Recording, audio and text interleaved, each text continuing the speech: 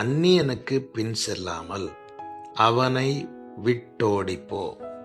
கர்த்தருடைய பரிசுத்த நாம மகிமைப்படுவதாக. ஆண்டவராகிய இயேசு கிறிஸ்து தம்மை மெய்ப்பராகவும் வாசலாகவும் காண்பித்து தம்முடைய ஆடுகளை குறித்து சொல்லுகிறார்.